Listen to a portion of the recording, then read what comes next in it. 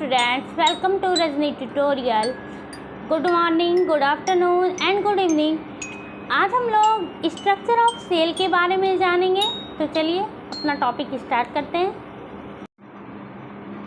तो आज का टॉपिक है स्ट्रक्चर ऑफ सेल। तो स्ट्रक्चर ऑफ सेल को 3 पार्ट्स में डिवाइड किया गया है। पहला है सेल मेम्ब्रेन, जिसको हम लोग प्लाज्मा मेम्ब्रेन भी कहते हैं। दूसरा है साइटोप्लाज्म और तीसरा है न्यूक्लियस। अब हम एक एक करके इन तीनों के बारे में डिटेल में जानेंगे। तो चलिए हम लोग अब सेल मेम्ब्रेन यानी प्लाज्मा मेम्ब्रेन के बारे में थोड़ा सिंपल लैंग्वेज में जान लेते हैं कि ये क्या है। तो सेल के चारों तरफ जो पतली, सॉफ्ट और फ्लेक्सिबल, जैसे क्या कहते हैं कुछ रबड़ आदि होते हैं ना फ्लेक्सिबल, उस तरह का मेम्ब्रेन जो होता है वो सेल मेम्ब्रेन या प्लाज्मा मेम्ब्रेन होता है। और ये सेमी परमिएबल होता है। सेमी परमिएबल यानी ये अपने आसपास से कुछ पदार्थ को एक सेल से दूसरे सेल में आने और जाने देता है। इसी कारण इस सेमी परमिएबल के क्वालिटी के कारण ही इसे selectively permeable semi permeable membrane कहा जाता है। क्या कहा जाता है? Selectively semi permeable membrane. Selectively इसलिए क्योंकि ये कुछ पदार्थ को अपने सेल से दूसरे सेल में जाने और आने देता है।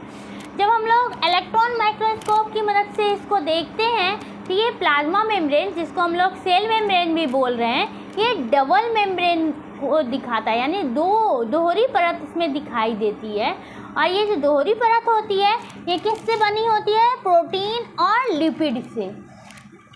ये प्रोटीन और लिपिड से बनी होती है, जिसमें कि इस दोहरी परत के निर्माण में 2 लेयर प्रोटीन का होता है और 1 लेयर लिपिड का होता है। अब हम लोग इसका फंक्शन जानेंगे।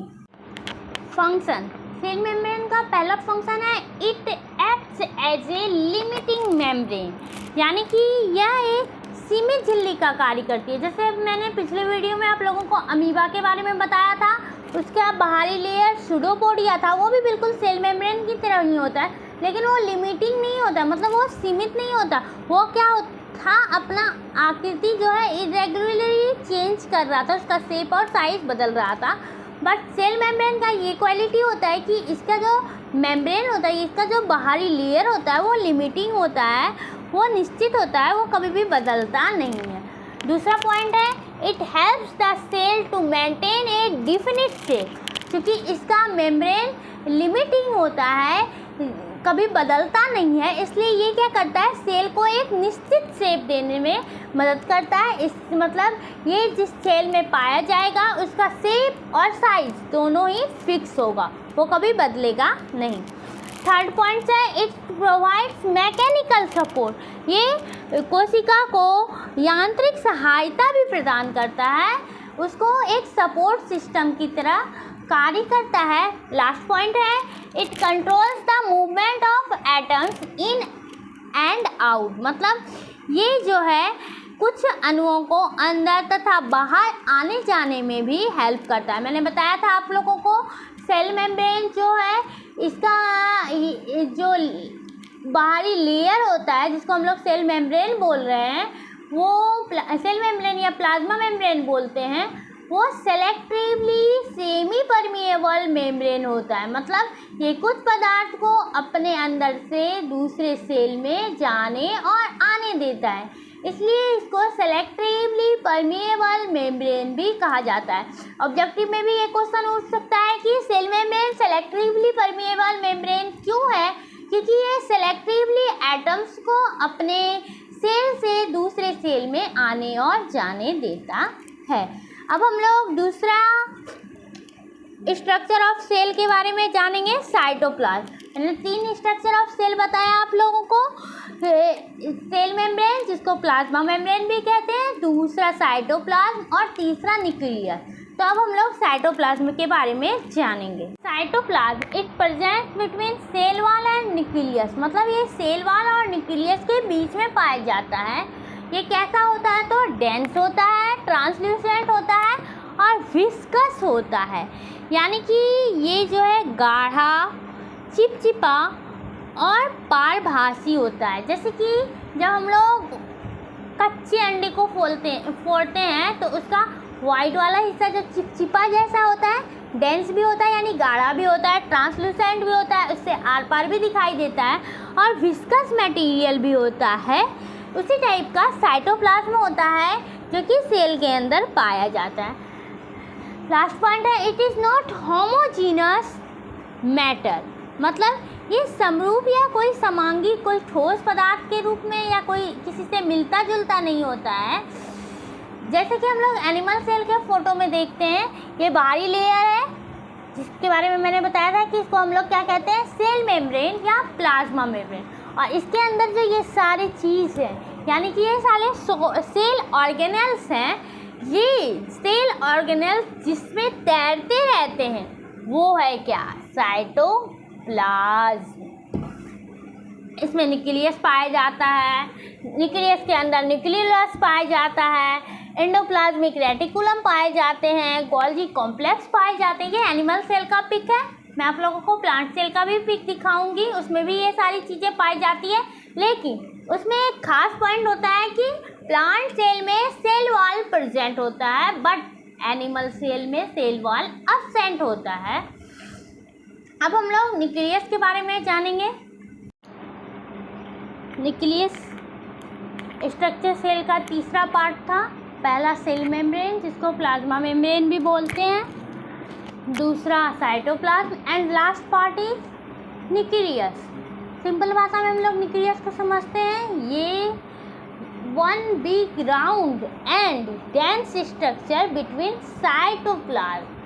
अभी मैंने थोड़ी देर पहले आप लोगों को साइटोप्लाज्म में बताया था कि इस साइटोप्लाज्म जो है सेल मेम्ब्रेन के अंदर पाया जाता है, और इसके अंदर बहुत सारे सेल ऑर्गेनेल्स घूमते रहते हैं। तो उन साइटोप्लाज्म के अंदर जो सेल ऑर्गेनेल्स रहते हैं उनके बीचों बीच में क्या पाया जाता है, न्यूक्लियस, जो कैसा होता है, बिग होता है, राउंड होता है और डेंस होता है। डेंस मैंने आपको समझाया था, जैसे कि अंडे का वो लज्जा वाला हिस्सा होता है उस टाइप से। दूसरा पॉइंट है, it presents living cell but some cell present one और मोर न्यूक्लियस। तो यहाँ पे बोल रहे हैं कि ये जो है सिर्फ और सिर्फ लिविंग सेल के अंदर पाया जाता है, लेकिन कुछ सेल में वन न्यूक्लियस प्रेजेंट होता है और कुछ में वन से अधिक न्यूक्लियस भी पाए जाते हैं। इट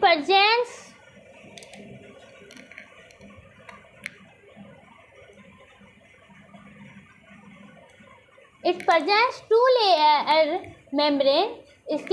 इसमें जो है 2 लेयर का मेम्ब्रेन पाया जाता है न्यूक्लियस के चारों तरफ, जिसको हम लोग क्या बोलते हैं, न्यूक्लियर मेम्ब्रेन।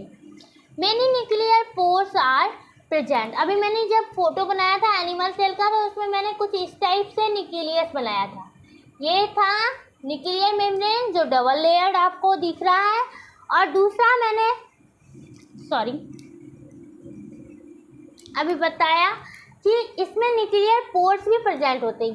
ये वाला जो है एक दूसरे से इन न्यूक्लियर मेम्ब्रेन को अलग कर रहा है, और ये बीच वाला जो हिस्सा है ये क्या है, न्यूक्लियर पोर। अब हम लोग न्यूक्लियस के फंक्शंस को जानते हैं, मतलब ये क्या कार्य करता है, सेल में इसका क्या काम है। आखिर कोई भी चीज़ हम अपने घर में लाते हैं तो उसका कुछ ना कुछ तो ज़रूरत होता है, कुछ ना कुछ तो काम होता है। उसी तरह से सेल में जो न्यूक्लियस पाया जा रहा है उसका क्या काम है। तो पहला पॉइंट है, it protect cell and participate cell division. ये क्या करता है, सेल को प्रोटेक्ट करता है। और हम लोगों ने पहले पढ़ा है कि 1 सेल रहते हैं, फिर इससे 2 सेल्स बनते हैं, फिर 2 से 4, इस टाइप से ये डिवाइड होते जाते हैं। तो सेल का डिवीज़न होने से पहले न्यूक्लियस डिवाइड होते हैं, इसलिए यहाँ पे मैंने लिखा कि ये पार्टिसिपेट करते हैं सेल डिवीज़न में। मतलब पहले न्यूक्लियस का डिवीज़न होता है और तब जाके सेल का डिवीज़न होता है। दूसरा पॉइंट है, it controls metabolic, biological and chemical reaction that takes place inside the cell. तो ये क्या करता है, हमारे सेल के अंदर जो भी मेटाबॉलिक क्रियाएं होती है, बायोलॉजिकल क्रियाएं होती है या फिर केमिकल रिएक्शंस होते हैं, इन सब को ये कंट्रोल करता है, कहीं कुछ ज़्यादा ना हो जाए और कुछ कम ना हो जाए। जैसे कि हम लोग खाना खाते हैं, जब ज़्यादा खा लेते हैं तो पेट खराब हो जाता है और जब कम खाते हैं तो भूखे रह जाते हैं। तो इस चीज़ को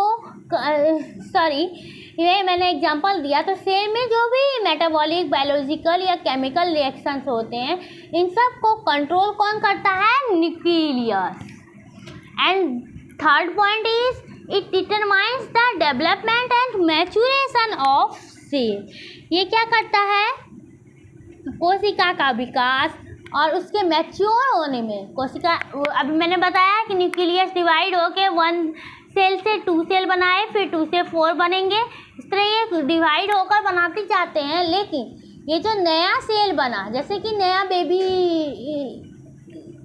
जन्म लेता है, तो उसका डेवलपमेंट, उसका ग्रोथ, उसका मैच्योरेशन सब उसकी माँ पे डिपेंड करता है। ठीक उसी तरह जब न्यूक्लियस डिवाइड होते हैं तो 1 सेल से 2 सेल बनाते हैं, तो इसका भी डेवलपमेंट और मैच्योरेशन, इन सब को देखने का काम कौन करता है? तो न्यूक्लियस, यानी कि सेल की माँ हम कह सकते हैं नॉर्मली समझने के लिए कि nucleus. And the last point is it produce the cellular RNA required for protein synthesis. या प्रोटीन संश्लेषण के समय जो आरएनए बनता है उसमें भी हेल्प करता है। कौन? तो न्यूक्लियस।